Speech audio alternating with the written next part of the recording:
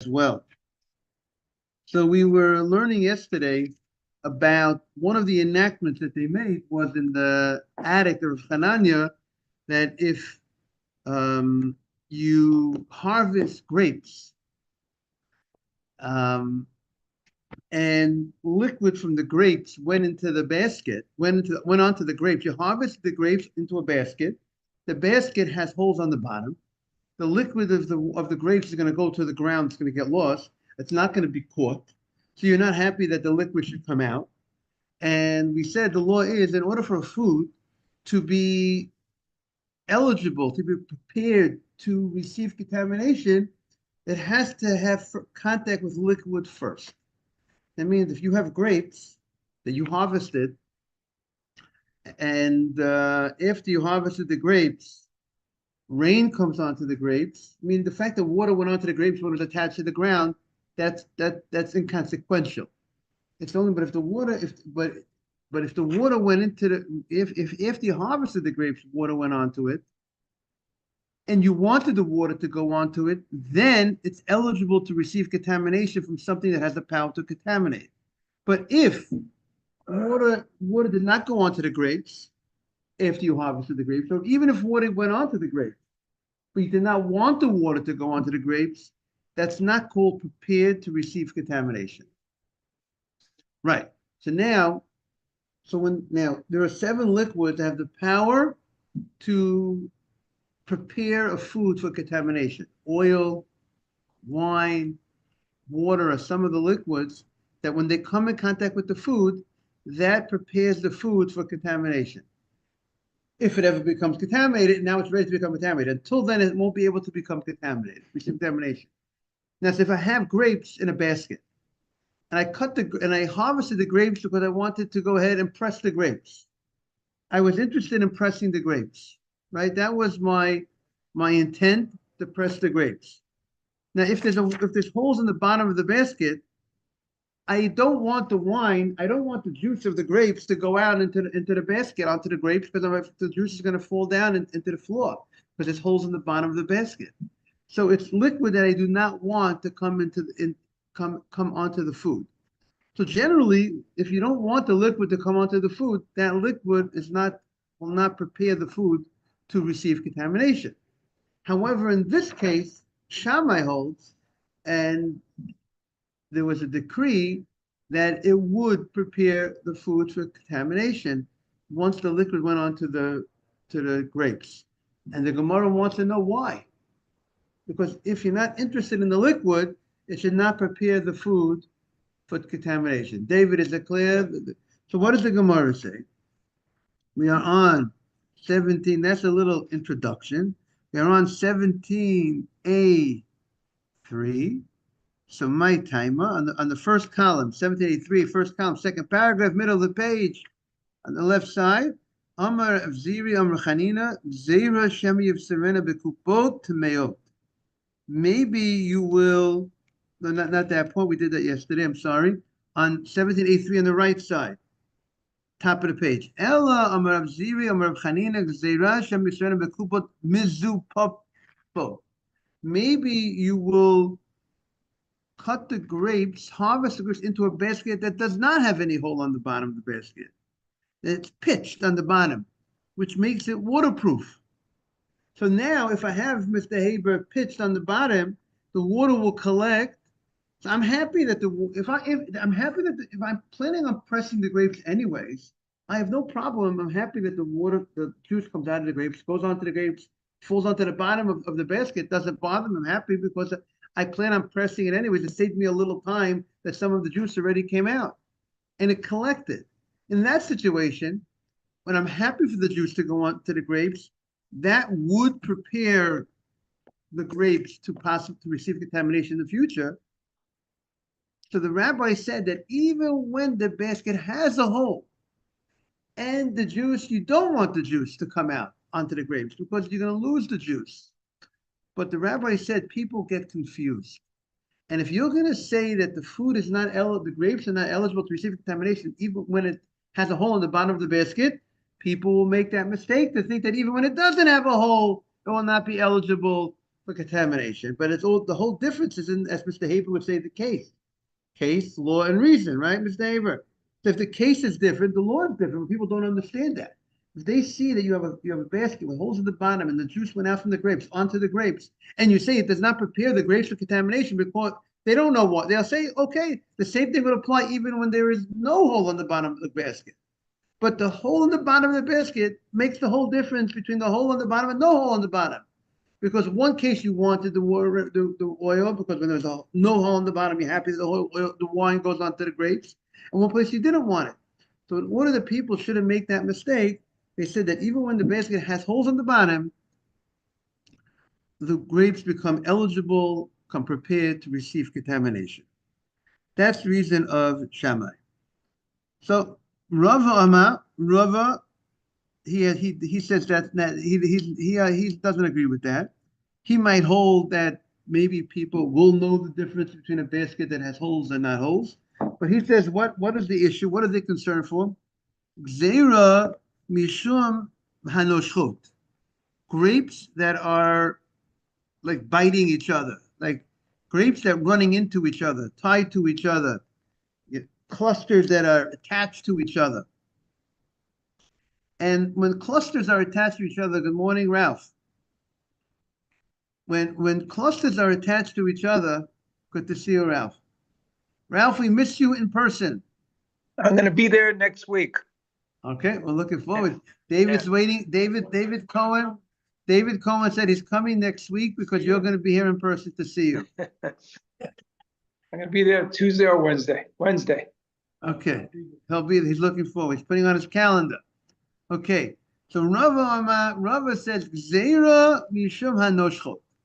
Rava says, what happens when the grapes are attached to each other, and when they're attached to each other, the way the guy who does the harvesting separates them.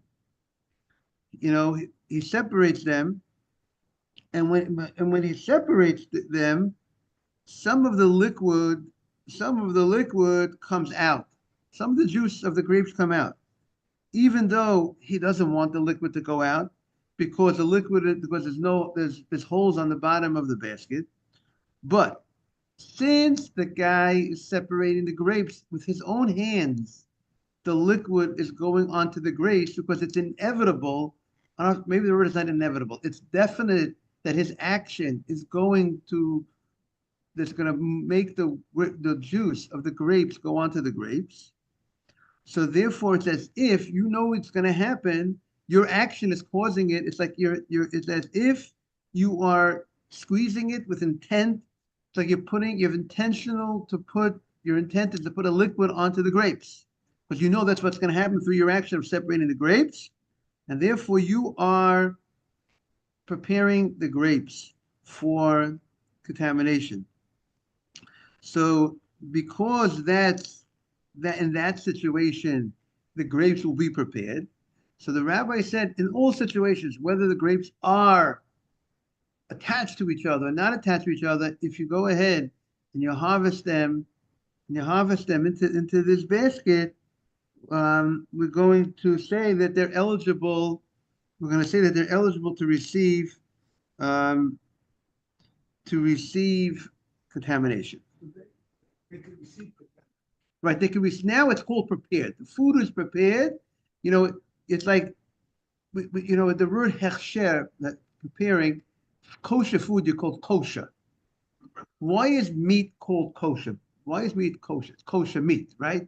Kosher food means usually kosher meat means it's been prepared. You soaked it. It was soaked by the butcher. It was salted by the butcher. Half hour was in the water, in the pail of water. Hour it was soaked. That makes it prepared now for you to eat. Until then, you can't eat it. Now you can go ahead and eat it. So too, to receive contamination, it needs a certain prep. If that prep is not done, David, it has no ability to receive contamination. So that prep is the liquid coming onto the item. Now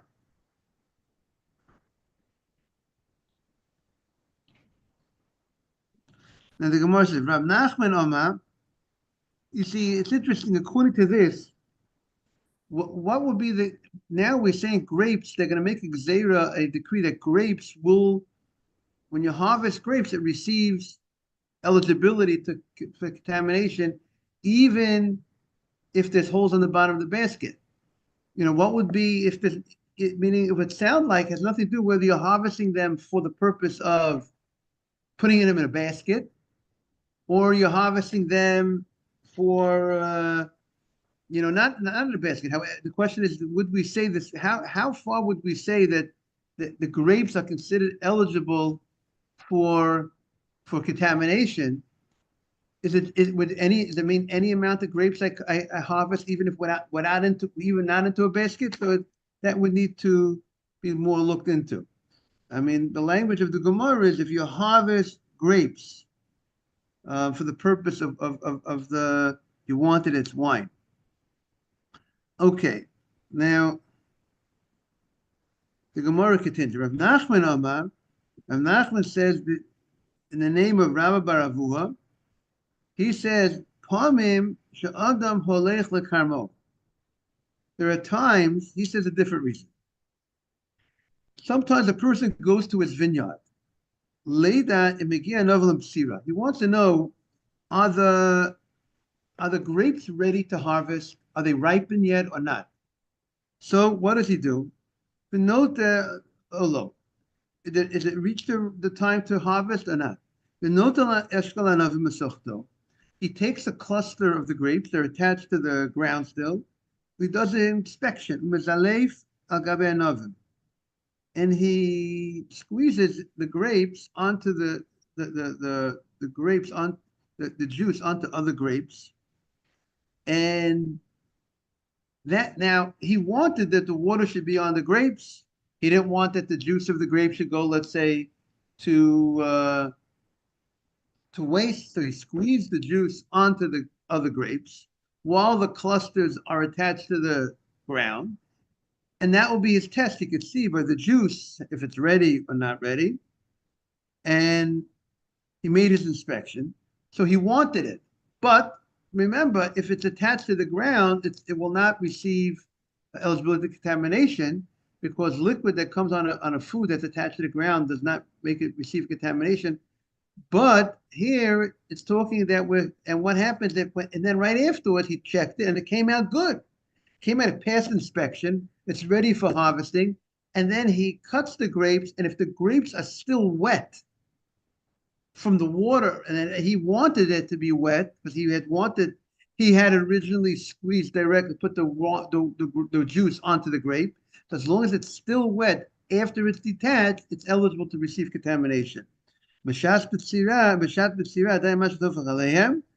therefore, in that case, it is eligible for contamination. So therefore, the rabbi said, we have to say when you cut the grapes, when you harvest the grapes for the purpose of making wine, and some of the juice came out onto the grapes, we're going to say that the grapes are eligible for contamination, even though there's holes on the bottom of the basket, even though you're not interested in the juice, because if you're going to say it's not eligible here, people will make a mistake when it really is eligible. Where would be that case would be? When you actually do your inspection on the grapes while it's on the vine, and you squeeze it onto other grapes, and you wanted the juice to go on the other grapes, and it's still wet after you harvest it. Because the people should make a confusion, maybe these laws are not so simple. So they covered all the cases. They said, because of that case, we're going to say that the grapes already are eligible, even though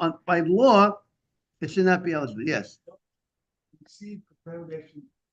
We're concerned they may contaminate something else. Oh, so what does that mean? Let's explain that. What does it mean eligible to receive contamination? What does an eligible bachelor mean? Eligible bachelor means now he's available to get married. He's not married yet, but he's eligible to get married. So eligible to receive contamination means that the food now has the ability to become contaminated if something that has the power to contaminate comes in contact with that item. If the dead mouse doesn't, or a dead animal does not go onto that food, it's not contaminated. It's eligible for contamination, but it was never contaminated. So that was eligible contamination means that it's now has the ability to become contaminated through an item that has, or item or a person who has the power to contaminate.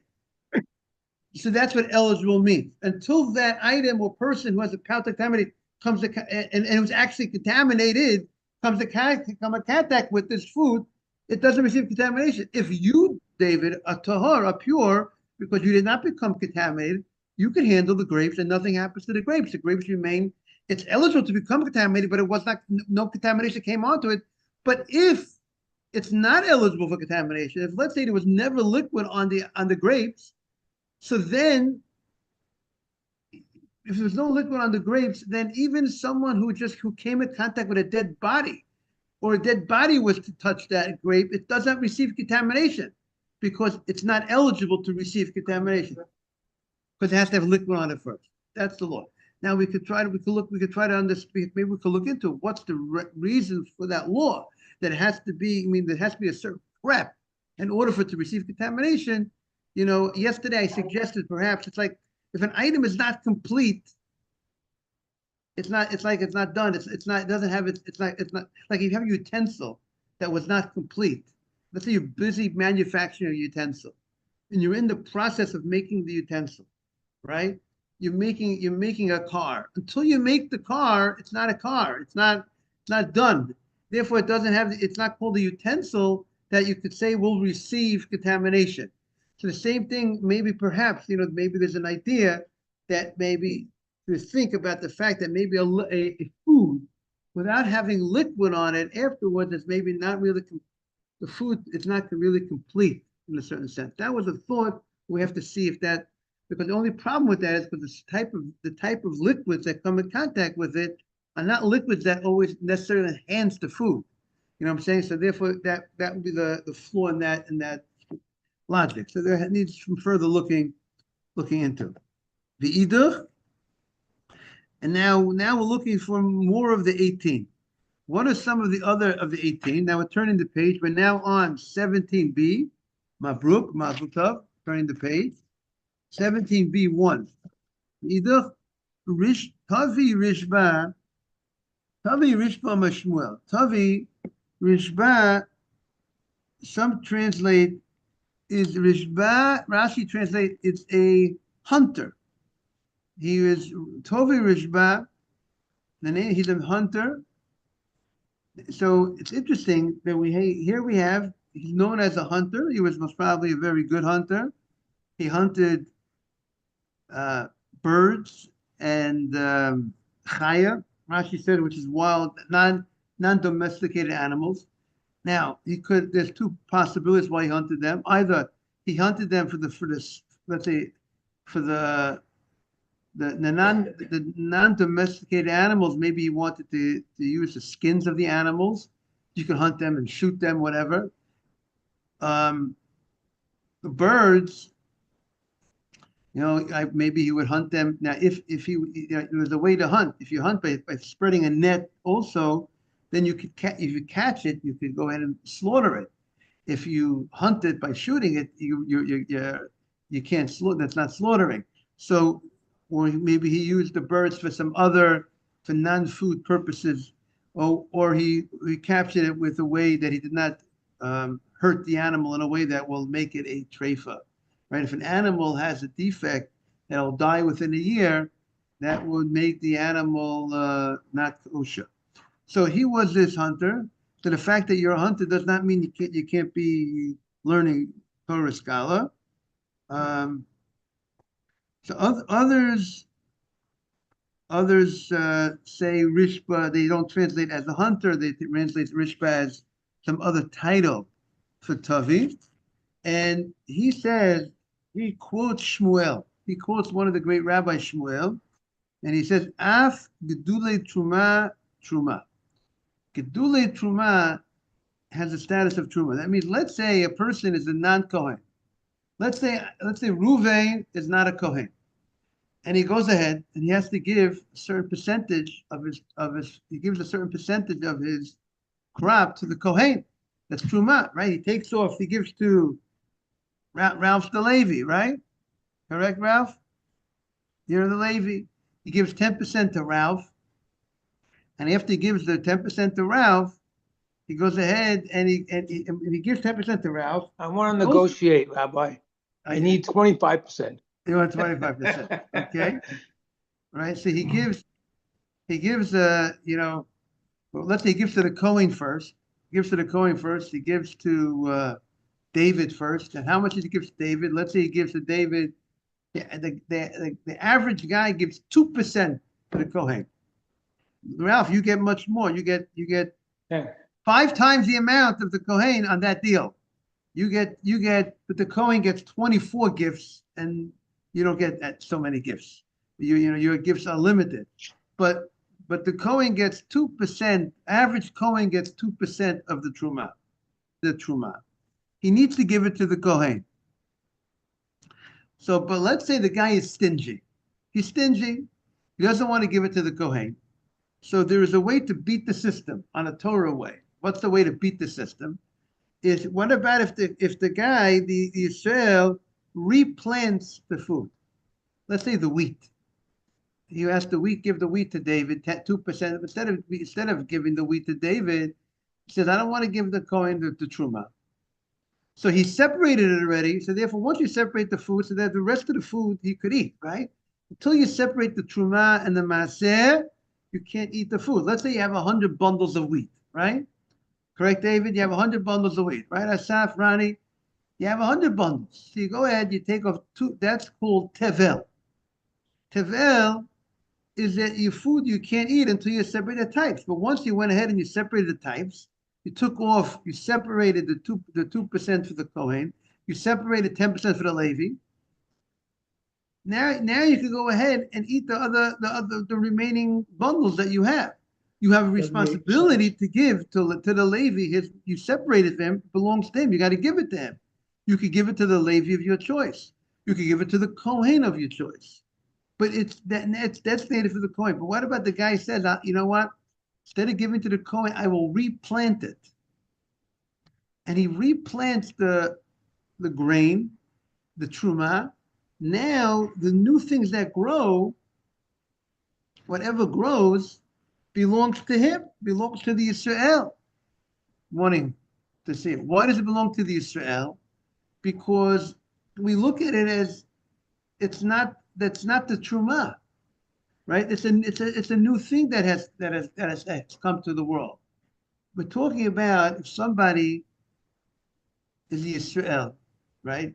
You separated truma to give to the Kohen from your produce, and I don't want to use you as an example because this guy's not such a nice guy. This guy is stingy, and what he wants to, and he replants the truma. So if he replants the truma, there's nothing. It's a new entity. That truma's gone. That truma, let's say, disintegrates in the ground.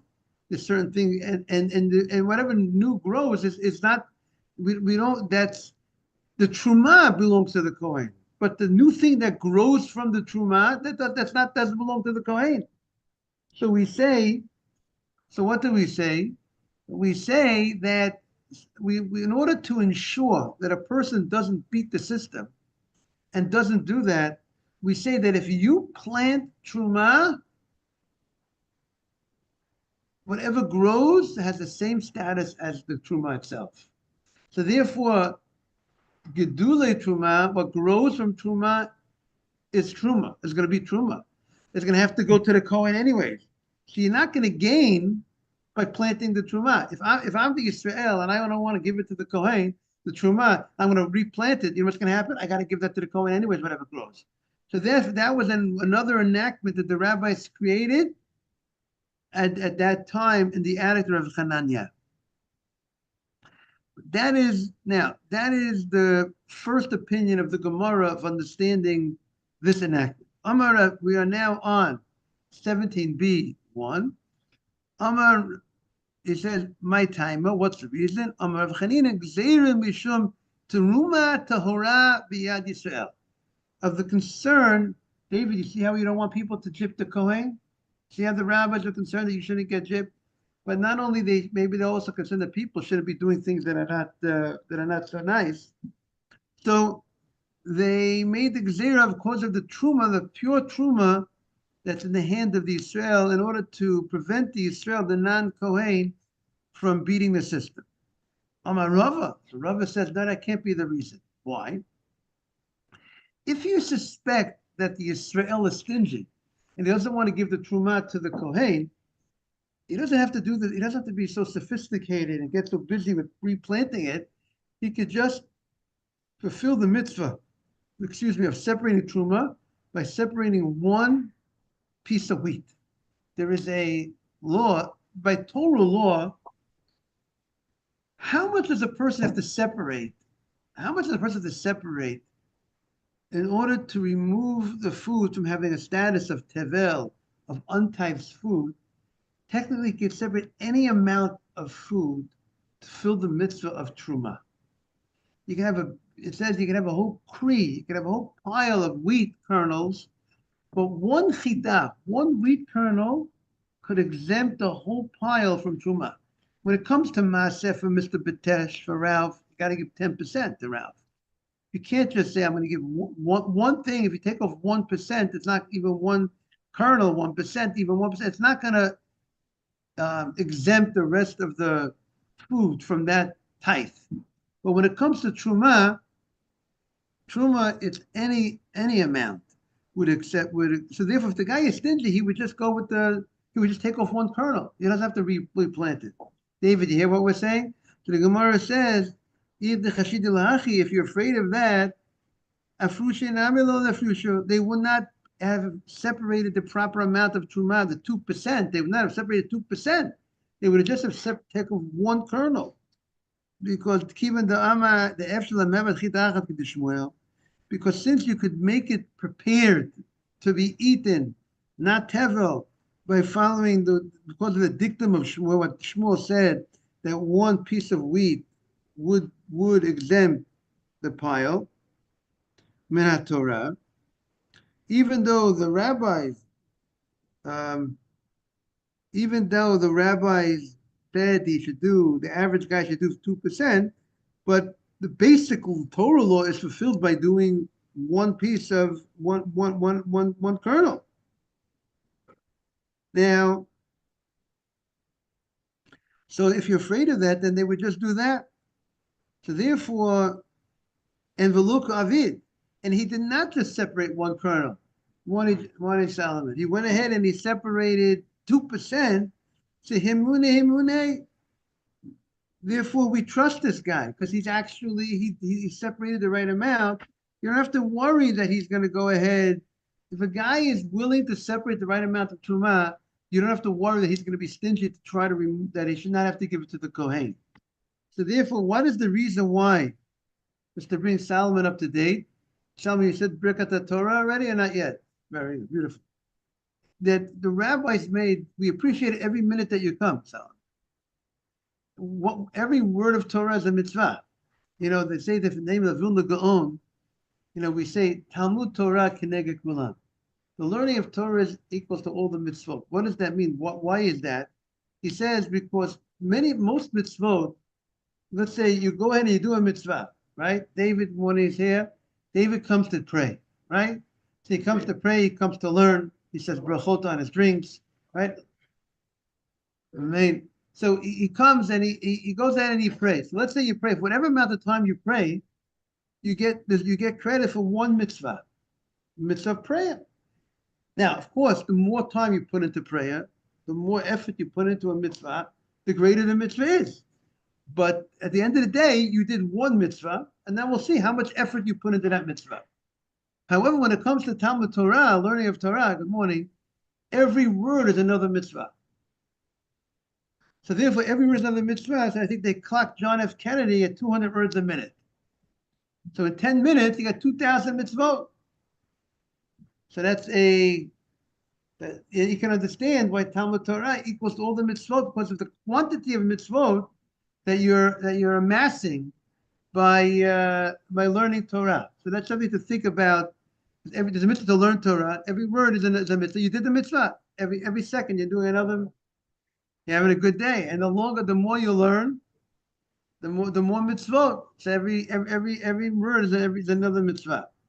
So we're trying to understand the Gemara says they made an enactment that if you go ahead, if you go ahead and you plant truma, let's say the truma has to go to David, Mr. Cohen, and if you planted it and something grew, that also has to go to the Kohen. It also has a status of truma. It doesn't lose its status of truma by the fact that you replanted it. You would say if you planted it, now it's a new entity. The new thing that grew, you would say it's not truma, right? So that the rabbi said that we're going to say we're going to treat the growth of truma when you replanted truma like truma itself. The Gemara is in search. Why? Why did the rabbis feel the necessity on a Torah level, if you replant truma, David, whatever grows, that's not truma. This wheat was truma. Now I replanted in the ground and new wheat grew. That's not the wheat that I had as truma. It's a different entity. That on a Torah level, it's not truma. The rabbis on rabbinic level, they said, you know what? That what grew from it has a status of truma. Now generally when the rabbis make a decree, they're coming to protect, right? Let me always give the example on Shabbat. You don't move around your pen on Shabbat. You don't move certain things on Shabbat, right? Why can't I use it? Because I might move it, I might write with it. So if I don't handle certain things on Shabbat because I might do something that I can't do with it. I don't handle my computer on Shabbat because I might use the computer on Shabbat, right? So I stay away from handling certain things. So why did the rabbis enact that the thing that when truma grows, it will have the status of truma? Why? Leave it by the general Torah law that it's not truma. Whatever grows is not truma. So the Gemara says, listen to the following thing. Let's say you're a Kohen. And let's say, now we have to give to the Kohen, Shabbat Shalom, we have to give to the Kohen truma. And if the truma became contaminated, we also got to give it to the Kohen. Now, what is the Kohen able to do with truma that became contaminated? He's able to use it as fuel, heating oil, food oil. You can't eat truma that became contaminated, but you could use it for fire purposes. Heating for your oil for your food. Now, but that's very limited. That's very small, limited usage. But what about Money Jack? What about if he goes in and he replants the truma that's tameh, the contaminated truma, he replants it? So what will be is technically then he could use it. Technically, it's not truma. It doesn't have a status of contaminated truma because it lost its identity by being replanted on a Torah level. And then David could use it for anything he wants. But if it's no longer tameh, it's no longer contaminated because it was replanted. Is that clear? Just like if you have an earthenware vessel that became contaminated, you break it. Once you break it, it's no longer contaminated. You put it back together, it's no longer contaminated. So too, if the truma that became contaminated, so David, Mr. Cohen, has a way to get much better use out of the truma by planting it. So what sounds like a good idea? What's the problem? You know what the problem is? When you keep the truma around the house, not the tameh truma, the contaminated truma of the house, but David's going to wait till the season of planting comes, right? They gave David truma, they gave David the wheat. But when is he going to replant it? When it's time for planting. Maybe the season of planting is a couple of months from now. Or a month from now. It's in the house. So now if it's in the house, not contaminated truma in the house, David's son might walk into the house, and David's son comes in, he sees in the pantry his food, he might come to eat it. He doesn't know, hey, that's tameh truma. When there's a shelf life, when you keep something around, oh, you didn't know, it's like, you know what, I'll give you a great example. If you have a piece of silverware that got mixed with dairy and meat, and you need you got to make it kosher again, you got to always do it right away. Because if you wait 24 hours and then do it, or whatever. If you're going to go in and keep it around, eventually you don't even remember, it got mixed up. The cleaning lady came, she put it with the wrong ones. And where is that piece of, that fork or knife that had that question? See, when you leave something around, you open yourself up in life. Anything you delay, mistakes happen. You don't take care of something, you don't remember things clear. So therefore, the rabbis are concerned. How do you like that, Mr. Haver? The rabbis are concerned you're going to leave it around, waiting for planting season, And mistake will happen that the Kohen will come down and eat it in a state of when the food is not pure, food is contaminated. Kohen can't eat truma that's contaminated. So in order to prevent that, the rabbi said, if you're going to plant the truma that's contaminated, if you plant the truma that's contaminated, it still will, whatever grows will be still contaminated. It'll have the same status as before, didn't lose its status, even on a Torah level. Once you planted it, it's no longer contaminated. But we're going to say that it's still considered contaminated. Therefore, you have no gain to plant it. If you're the Kohen and you have truma that's contaminated, you're not going to gain anything by replanting it, because it's going to remain contaminated like before, and you'll have limited use like you had before. Is that clear, David? Therefore, the rabbi said, we're going to make sure we're going to say that the gedulei truma, whatever grows, will have the same status as before, and that'll prevent mistakes happening, prevent the Kohen from eating truma that's impure. That's what the Gemara says. Truma biyat. Truma should be at tamei biyat Kohen. Dilma masha legabe. Maybe the Kohen will leave it by him. Va'atil de takala, and a stumbling block. Something bad will happen. A mistake will happen. So to prevent mistakes, the rabbis are here. Create fences to make sure that people don't make mistakes. Have a great day, everybody. All the best. Take care, Ronnie. Take care. Shalom. You too. Shabbat shalom to you, Ralph, and also Asaf, and all the best. Yeah, Ralph, David says they have a date on the calendar. All right. You too. Thank you, Ronnie. All the best. Shabbat shalom. Wednesday, I'm going to be there. Wednesday. Okay. And Thursday, maybe. We'll take it. We'll take Wednesday and Thursday, and we'll do Friday as well, Ralph. No. Can't do Friday. Wednesday and Thursday. Adios. Take care. You too. All the best.